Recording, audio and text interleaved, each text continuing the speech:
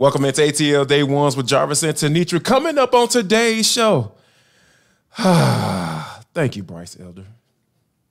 Not sure if we'll see 9 tomorrow night against the Steelers, but if you don't, have you seen enough?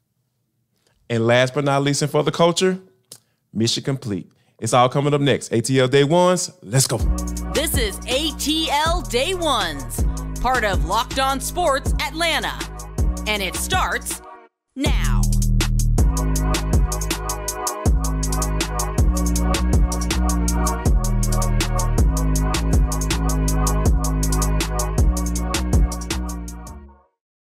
I want to start by saying thank you for making ATL Day Ones your first listen of the day. Remember, we are free and available wherever you download your podcast, and wherever you download your podcast, make sure that you leave us a 5-star review. Really appreciate that from you in advance.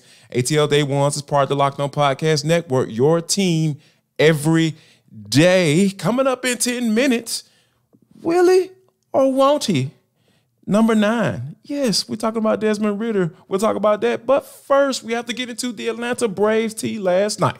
By the way, welcome back. Yes, she is back, y'all. For those who are listening on the audio platform, T is back, and her mission is complete. We'll talk about that in For the Culture. So make sure you guys stick around for that. She got a lot of good stuff. So you can kind of tell you about what went down in the motherland. So, but the Braves, T, they actually got it done 3-2. Bryce Elder, 5 1/3 innings.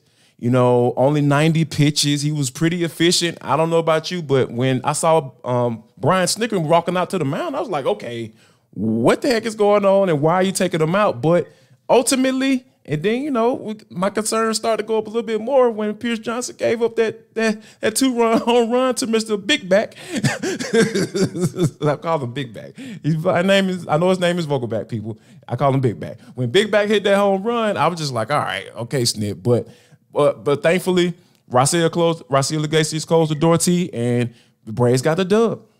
Yeah, Iglesias has been quietly lights out for a few weeks now. So he's been a little bit more of a guy that we can depend on as opposed to a guy that makes us shake in our boots when we see him approaching the mound late. So that's good. And also good to see Bryce Elder continue to be back on track, because now we're talking about a couple solid outings from him.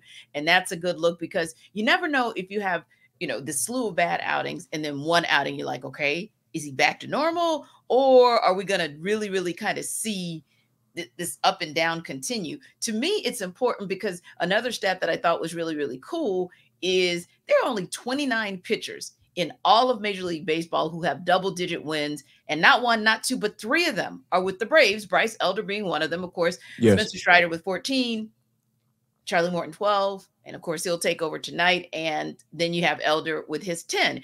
The reason I mention that, Jarvis, is because we have really, really been unnerved probably for the better part of a month, really since the All-Star break. So yeah, you kind of say a little bit over a month as to what we've seen from the Braves, especially in that starting rotation. So now to think that those guys are 3 out of, you know, you have essentially 5 slots, and you have 3 of your starters with double-digit wins. And these are quality wins, too. And these are wins that are starting to pile up in the last few weeks, feeling just a little bit more confident, like this is the perfect time for Bryce Elder to reestablish his stride.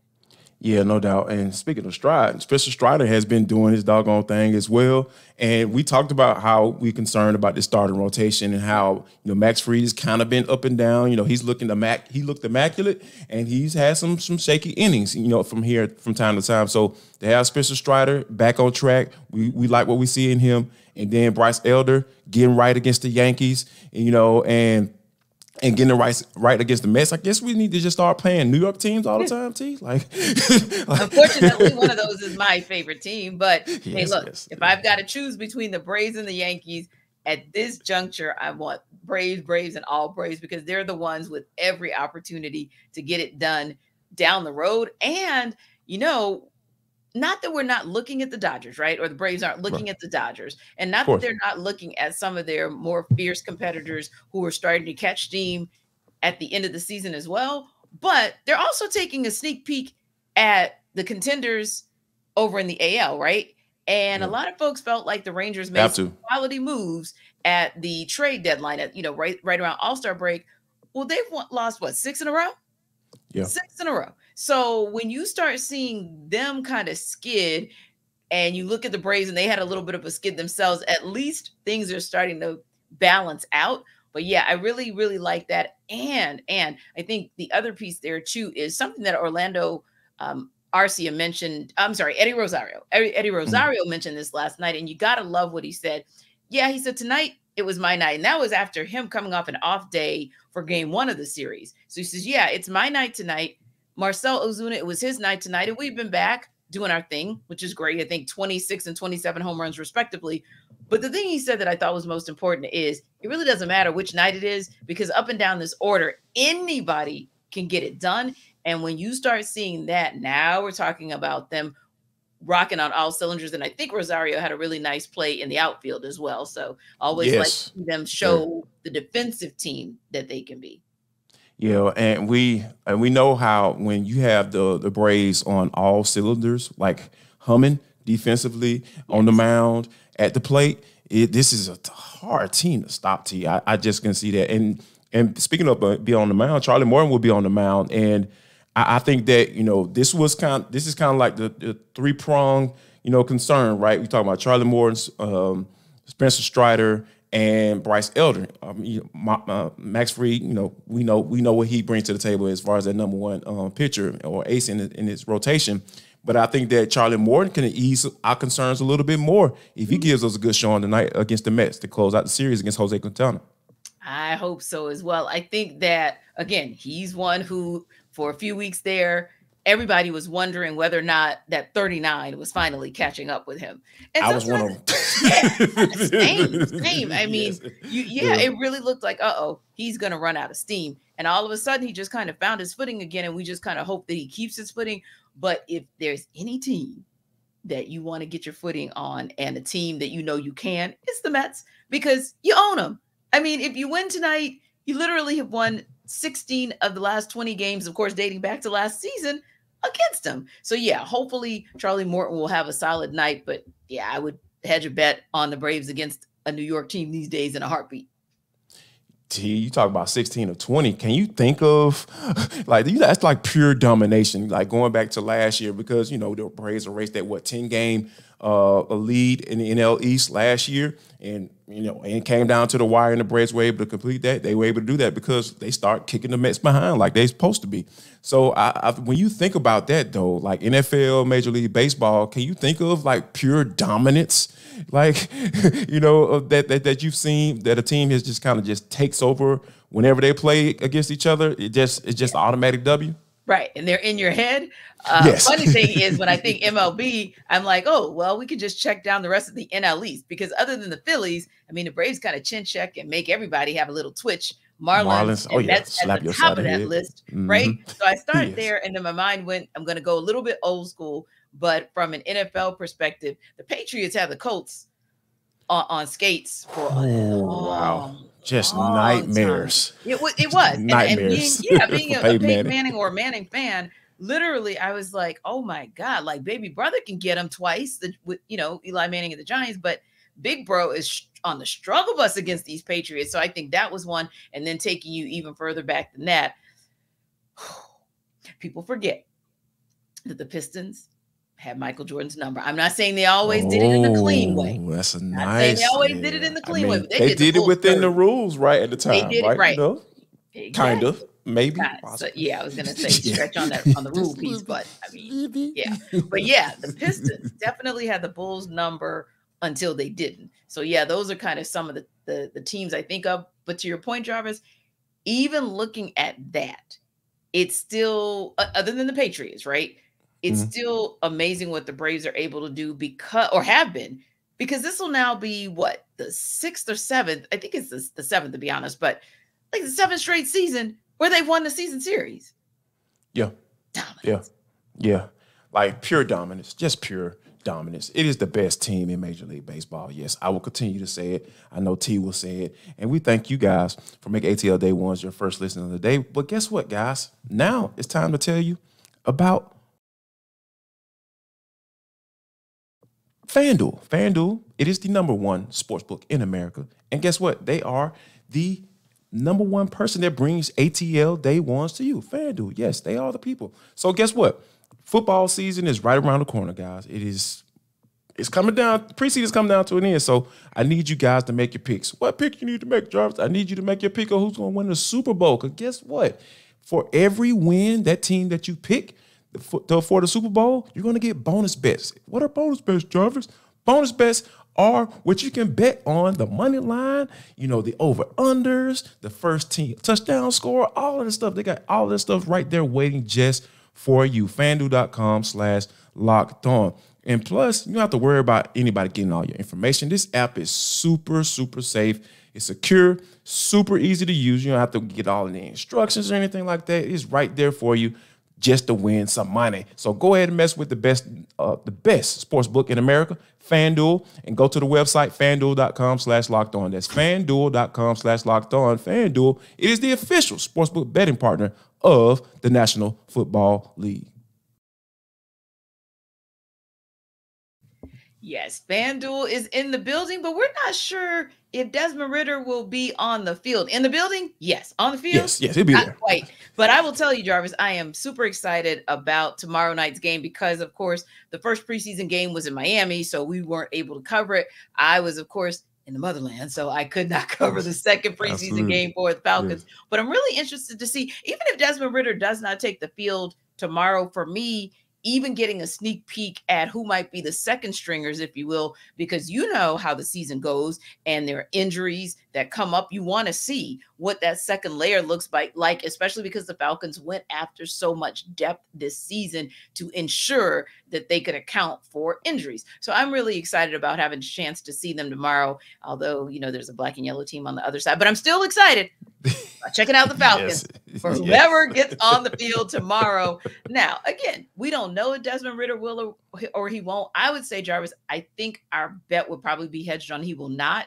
Absolutely. That said, have we all seen enough in another short or small sample size, right? Like we talked about the 4 games last year, now the 2 preseason games this year. Have we seen enough in the 2 preseason games to say, you know what, 9 is ready to go? I don't think so. I mean, this is just my personal gut stomach feeling, right? Because you saw it up front last week, right. So yeah. So my thing about that is just the fact that I kind of look at somebody that's like comparable to Desmond Ridder. And I started looking at some numbers. I found Sam Howell for the Washington Commanders, right? That Eric Bieniemy is now the offensive coordinator over there, so he's running things. So there's some kind of new system, maybe some new verbiage that he needs to get. And he was a guy that played in 3 games last year, but he only started 1. So he started both preseason games and has gotten some good work. So I feel like the Commanders going into their last game more than likely may or may not play. And if I was covering the Commanders, I feel okay. But when you talk about maybe 17 plays in that opening 1 drive, like I want to see. I understand he's been in the system. He had 4 games in Arthur Smith's system last year, but it's different personnel this year. We've had plenty of conversations about the upgrade that is this roster in 2023 versus last year. So it's miles apart. So I want to see what 9 looks like, multiple series against competition, against live ball competition. I understand they talked about the whole joint practice stuff and all that. Yeah, okay, that's fine, coach. But in order for me to feel comfortable and to say like, okay, I feel like 9 is ready, I need to see more. I need to see more. And I'm more than likely, like you mentioned when we started, I know that more than likely he's not going to play, but I would like to see him throw some more passes to Kyle Pitts. Like the one that he threw to him on the little drag route, kind of a little behind him a little bit, So I just want to see them build that rapport, because we talked about how important that rapport between he and Kyle Pitts is going to be this year in order for this offense to go. We understand what Drake London is. We understand that connection. That looked really good. Like, I'm okay with that connection, but I want to see that Kyle Pitts. I want to see that 9 to 8. I want to see that thing try to get a little bit more, experience with each other out there against competition that doesn't have the same jersey they have on. Yeah. And I think you could make an argument, and I think you kind of did, in both directions, because on the one hand, you're right. I think for those who believe that he'd be good to go, it would be because of the sample size that they saw in his connection to Drake London. So the 9 to 5 is a good look. And if for some reason Ridder's not quite where he needs to be, then London is probably going to kind of make up for that, for lack of a better term. So I think we're all pretty confident about that. But I also think you make a great point about maybe not seeing enough from 9 to 8, because that's really the question mark. Like if the Falcons are going to be an elite offense, it's not just going to be about what happens on the ground, which we'll talk about in a second. I want to throw something your way, but it's also about whether or not the connectivity in the passing game outside of pass catchers out of the backfield, if in the passing game, Desmond Ridder can be effective with someone not named Drake London. And that goes to Kyle Pitts, Mac Hollins, Scotty Miller, that whole receiving room, if you will. Yeah, so run down the laundry list, right? Yeah, the grocery list of weapons. Yeah. Because you honestly never know who's going to line up at what point, and you never know about injuries.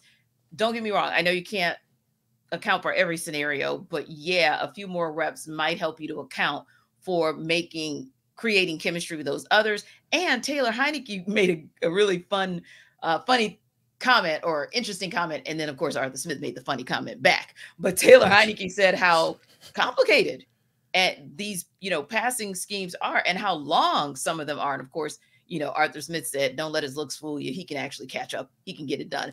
But he's a smart guy. Right. And Drake London also said he feels confident that the plays that they could not implement last year, more of those are being implemented this year. So I think it really depends. Are you thinking about it from Taylor Heinicke's perspective and maybe thinking, he probably needs a little bit more reps with some of these newer schemes? Or are you thinking about it from Drake London's perspective? They're adding new schemes because they feel confident that Desmond Ridder can get it done. Now, the other guy I wanted to ask you about, and I know this is kind of off the beaten path of what we talked about before, but here's another guy who we would love to see come Thursday night, but not really sure we'll see him. But I'll ask you again, have you seen enough, especially from Bijan Robinson, pass catcher, but have you seen enough from him overall to say, oh yeah, he's ready from snap 1 on September 10th? Oh, yeah. They can wrap him up in bubble wrap tomorrow night for all I care. Because I don't need to see, because he's a running back. Like, right. And that's why I said the pass catcher side of it. Yeah, he's a running back, and then from a pass catcher standpoint, like, yeah, he made the behind the back catch, from Desmond Ridder, like, and took that bad boy up, skied up, like, made the guy miss. Like, it's nothing for him. Like, and just to hear him kind of talk about, like, hey, I haven't been on the field in a competitive way since November of last year. So, like, for him to kind of see, okay, I got my bearings together a little bit. I got the mustard dropping. Everybody cool about the mustard, tripping about the mustard, every commercial and everything. So it's just for him to be able to get out in the field and see, like, I've seen enough. Like, okay, I've seen it in practice. I'm like, all right, this cat is the real deal. Got a chance to meet him. He's a real dude, cool cat. Now seeing him against guys against competition in live ball action, like, I've seen enough. I'm cool on that. I'm cool on saying Bijan. Right. Is there anyone else whom you probably figure, I'm probably not going to see him tomorrow night, but if you could get another crack at seeing him, who would that person be? Who would that player be? Wow. Oh, my goodness. It would probably be, I really like what I saw from Calais Campbell coming off the edge. Like, because, for me, like, I'm thinking like a defensive line standpoint. Okay, you get up in that age, you defensive end early on in your career, you get up in age, you slide down the D tackle, add a little life to your game or whatever, a couple more years playing down inside. But he looked good at defensive end. I really like that combination. And then, with him combined with Bud Dupree, I would love to see that combination if I can add his name in there as well. So I would love to see a combination of Calais Campbell and Bud Dupree, although it might not happen, but I like what I'm seeing from those two, because Calais Campbell just missed a sack tee. So, like, the more opportunities for me to see guys put the opposing quarterback on the ground, like, the better for me too. Yeah, I agree. And I'm going to go and co-sign on Calais Campbell because I just haven't had the good fortune of seeing him in preseason. So it would be nice if we got a sneak peek tomorrow. But if not, he is someone whom I'm excited to see what he can bring to the table for the Falcons, because I'll tell you this piece, and then I know we got to move on, but there was some interesting commentary that came out of Philly, believe it or not, in the last couple of days. They were talking about Jalen Carter and, man, basically their version of a unicorn, right? So, yeah. I think preaching to the choir here, T. I'm about to ask what scripture to go to. Yeah, exactly. I think Falcons fans were starting to get triggered again, right? As they had, Bijan had done his thing last week. Y'all mother blankers. Yeah. Yes. Right. And everybody was excited, like, ooh, like you said, catching it behind the back. Bijan, boy, oh boy. And then all of a sudden, you start hearing commentary from Darius Slay and all these other guys from Philly. The reason that I point that played out, 2 snaps, T. 2 snaps. And they're like 2 snaps. Everybody lost their mind. Yeah. And they're looking like 12-year-olds. Like they had played the game and been Pro Bowlers themselves, right? The reason I mention that is because that also is why I'm excited to see what Calais Campbell can do in this entirety of the pass rush for the Falcons, because just like Trae Young and Luka Doncic, I think this Bijan Jalen thing ain't gone away anytime soon. So it's just beginning. It's just starting. Yes. Just the thought. So it's something you and I are going to continue to kind of postulate and ponder on for the remainder of the season, because it does make you kind of think. Makes you think. But anyway, guys, what do you guys think? Who is it that you want to see? Wish list, of course, because it's probably going to be the backups and the guys who are looking to make the team, the final roster. But if you could get a guy, who would it be? Who would you want to see tomorrow night? Let us know. Drop us a comment like you always do in our YouTube chat. We appreciate you guys continuing to rock with ATL Day Ones. And of course, don't forget to download us wherever you get your podcasts.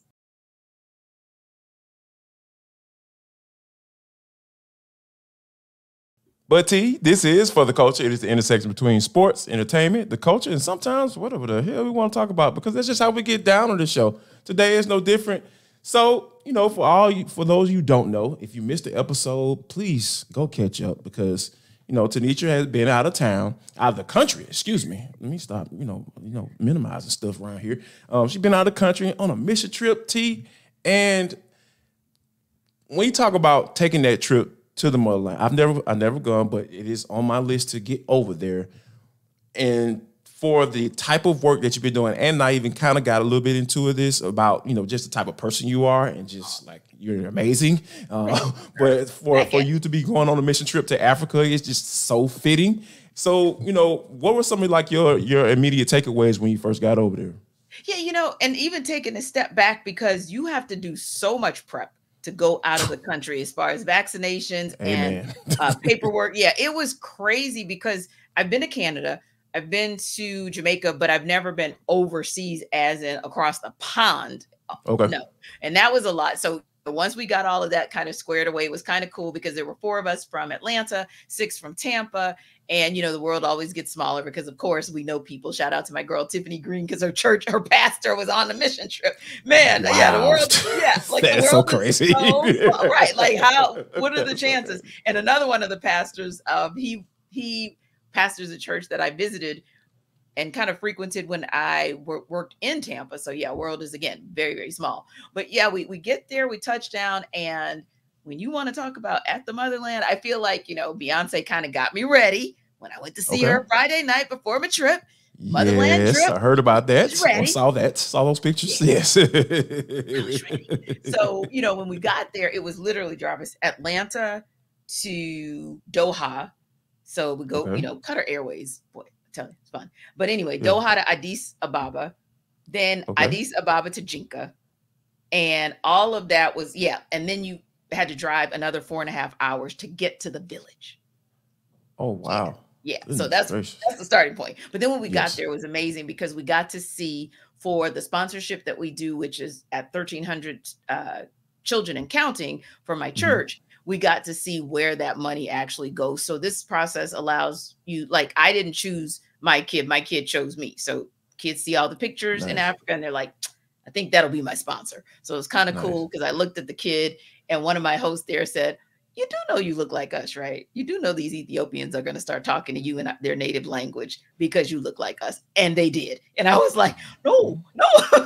So I got to check out. Yeah, I'm like, I might have to go trace some roots. But anyway, long story short, what an amazing thing to see that for the little amount that we sacrifice each month for each of us who are sponsors, to see a well that was dug 200 meters down, took 2 years to dig that. Wow. But that gets 10,000 people in Africa clean water. We were able to get them a lot of the educational tools that they need so that they can continue to advance their education. And some of them are walking hours a day to be able to go to school. So it's powerful to be able to see that as well. And of course, wouldn't be me if I wasn't playing sports. So I got to see the little kids, the World Vision soccer team, hit a goal with them. That was pretty darn cool. Oh, nice. And one of the kids, she wants to be a physician. You already know. I stood up and acted all the way out for Xavier. I gave her my backpack off my back and gave her all my information and said, if you want to come here for school, we'll get you here. So it was just a powerful experience overall, just to be able to bless people because, and I'll say this, Jarvis, and then I'll wrap up. I'm not one of those people who came back and I was like, oh God, we're so blessed and God, you just do so much. No, I was already that person. So it didn't necessarily affect me that way, but it did make me say maybe more of like, thank you for being able to affect them so that they can live a little bit more of a quality life like we do. So awesome stuff, man. So many things that we take for granted, like running water, like running clean water, like something we take for granted, each and every day. But to be able to provide that for them, 10,000 people, man, that is absolutely awesome. And if you guys, want more information, hit T up. She might respond. I ain't gonna guarantee, but she'll go to Instagram. I will. Give that a follow, and I'll probably respond to a DM faster than anything else. So and you can see some great pictures and some great videos just to kind of bring it alive for you too. But anyway, guys, you know what we want to bring alive tomorrow? Another opportunity to talk about the Braves beating the Mets because, hey, we do get a little petty over here. Even though we're good people, we like to be a little petty as well. So we want to talk about that. Of course, we're going to talk a little bit about keys to the game and what we're looking for in the final preseason game because, of course, Jarvis and I will be covering Falcons, Steelers, and anything else that comes out of the landscape of Atlanta sports. You can check it out right here tomorrow on ATL Day Ones. And if you don't do anything else in your life after what we just talked about, you better make sure you share love, show love, and most importantly, spread love.